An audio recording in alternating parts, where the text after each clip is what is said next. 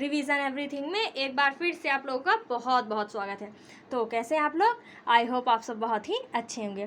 देखिए, हिस्ट्री का जो आज का हमारा टॉपिक है वो है गोलमेज सम्मेलन। तो ये कब कब हुआ, कितनी बार हुआ, उसी सब के बारे में आज हम चर्चा करेंगे। ठीक है, तो देखिए गोलमेज सम्मेलन था क्या। भारतीय प्रशासन पर चर्चा करने के लिए लंदन में गोलमेज सम्मेलन का आयोजन किया गया था। अब गोलमेज इसका नाम क्यों रखा गया ये समझिए। गोलमेज आपने कभी देखी है? सर्कल, एक हिसाब से सर्कल में अगर कोई भी बैठेगा तो व्यक्ति चाहे जहाँ बैठे, लेकिन सबका मुंह लगभग आमने सामने ही होता है। ठीक है, तो इसीलिए इसका नाम गोलमेज सम्मेलन रखा गया कि सब एक दूसरे की बात सुनेंगे और भारतीय प्रशासन पर चर्चा करेंगे। कौन कौन लोग? भारत के जो कुछ प्रतिनिधित्व हैं, मतलब जो नेता है वो नेतृत्व करता है वो लोग, और जो इंग्लैंड वाले हैं, मतलब साथ में बैठकर गोलमेज पर बैठकर भारतीय प्रशासन पर चर्चा करेंगे। तो गोलमेज सम्मेलन का आयोजन 3 बार हुआ है। ठीक है, तो जो प्रथम गोलमेज सम्मेलन है वो 12 नवंबर 1930 से 19 जनवरी 1931 तक आयोजन किया गया था। इस सम्मेलन में कांग्रेस का कोई प्रतिनिधि भाग नहीं लिया, क्योंकि इसी समय भारत में महात्मा गांधी सविनय अवज्ञा आंदोलन कर रहे थे। तो जब प्रथम गोलमेज सम्मेलन का आयोजन हुआ तो भारत से कोई गया ही नहीं, क्योंकि उस समय भारत में जो भारतीय राष्ट्रीय कांग्रेस थी वही मेन प्रतिनिधित्व कर रही थी भारत का, तो वो उसमें सम्मिलित ही नहीं हुई, क्योंकि गांधी जी उस समय सविनय अवज्ञा आंदोलन कर रहे थे। ठीक है, तो आप लोग टाइम पीरियड याद रखा कीजिए, जैसे कि सविनय अवज्ञा आंदोलन 1930-31 में चल रहा है, तो इसी समय गोलमेज सम्मेलन भी हुआ होगा।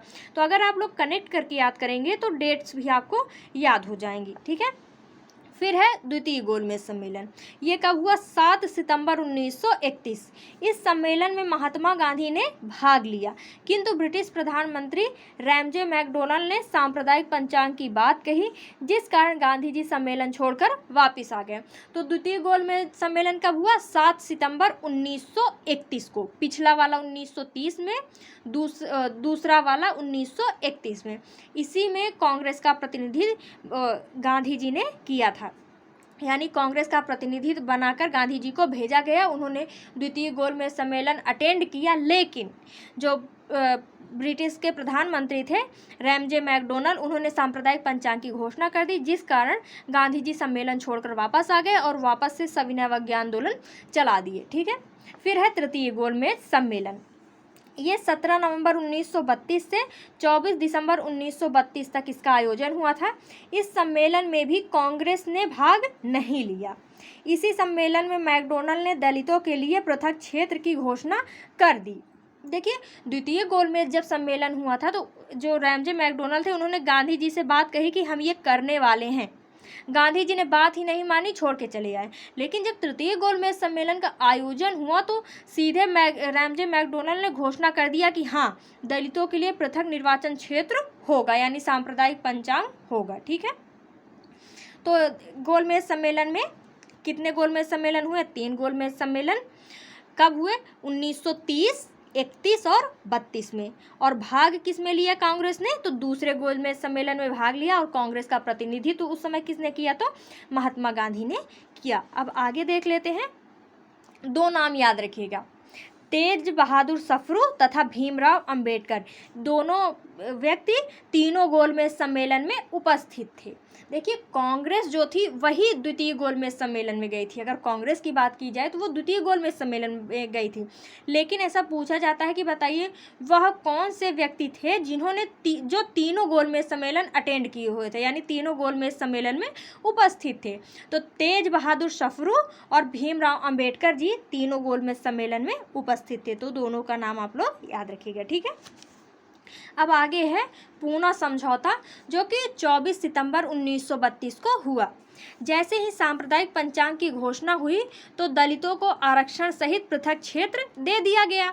महात्मा गांधी ने पूना की यरवदा जेल में अनशन प्रारंभ कर दिया, क्योंकि आप लोगों को भी पता है कि द्वितीय गोलमेज सम्मेलन से जब गांधी जी वापस आए तो उनको गिरफ्तार करके पूना की यरवदा जेल में डाल दिया गया।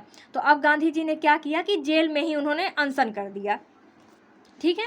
फिर तेज बहादुर सफरू और मदन मोहन मालवीय के सहयोग से गांधी जी एवं BR अम्बेडकर के बीच समझौता हुआ, जिसे पूना पैक्ट या पूना समझौता कहा जाता है।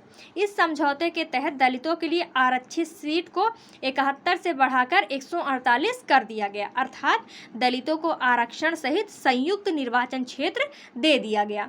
कहने का क्या मतलब है, पहले तो मेन पॉइंट क्या है कि पूना समझौता कब हुआ, 1932 में। किन के बीच हुआ, तो महात्मा गांधी और BR अम्बेडकर के बीच।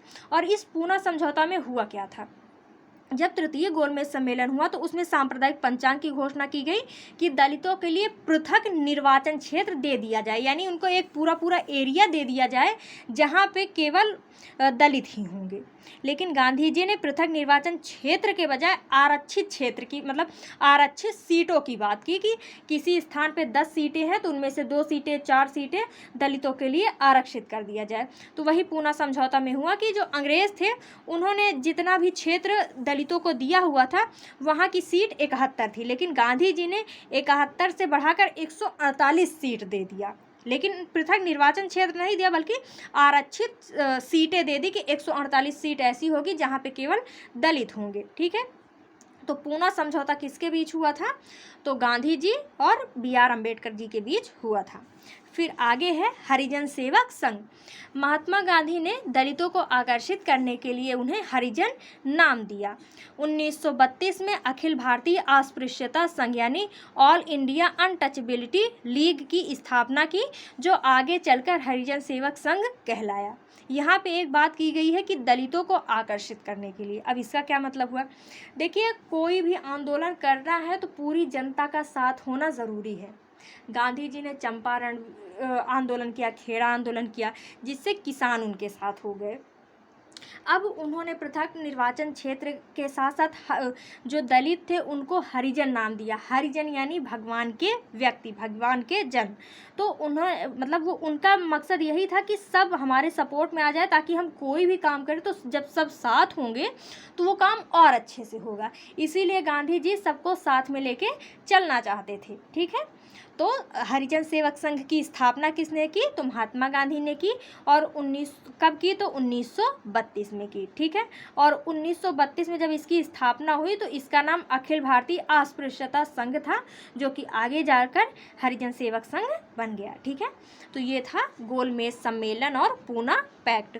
तो आई होप कि आपको ये समझ में आया होगा, और इन सब का जो PDF है इसको हम टेलीग्राम पे डाल देंगे, आप लोग वहाँ से देख लीजिएगा। ठीक है, तो मिलते हैं नेक्स्ट वीडियो में। Thank you.